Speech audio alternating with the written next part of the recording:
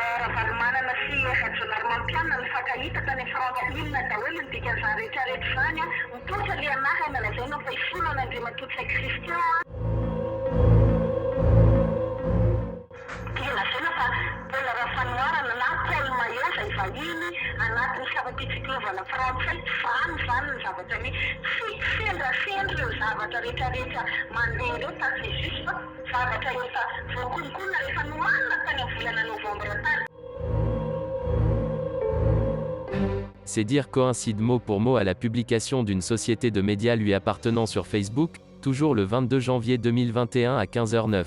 Les Français sont les commanditaires de ces troubles.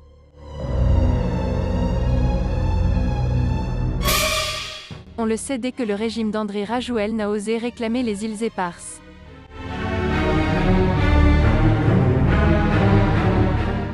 Le magazine Jeune Afrique et Africa Intelligence sont français et appartiennent au service de renseignement français.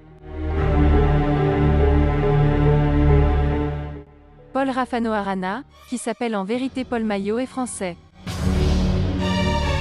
Il est de la DGSE. C'est un espion.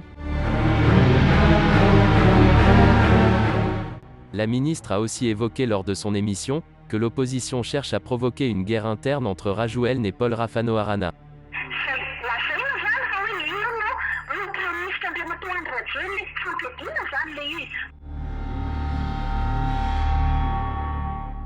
Ces éléments montrent donc que le désormais célèbre Paul Rafano Arana faisait bel et bien partie de l'entourage proche de Rajouel dans le passé.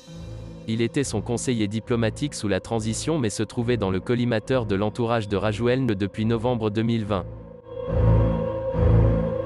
La France est ainsi ouvertement accusée par le gouvernement de Rajouel de fomenter des troubles depuis novembre 2020. Mais de troubles, il n'y en aura pas, sauf dans la tête des dirigeants adeptes des coups d'État et des fraudes électorales. Après avoir verrouillé toutes les institutions, Rajouel ne parvient pas à développer Madagascar. Au contraire, le pays s'enfonce dans la pauvreté et la population meurt de faim, notamment dans le sud.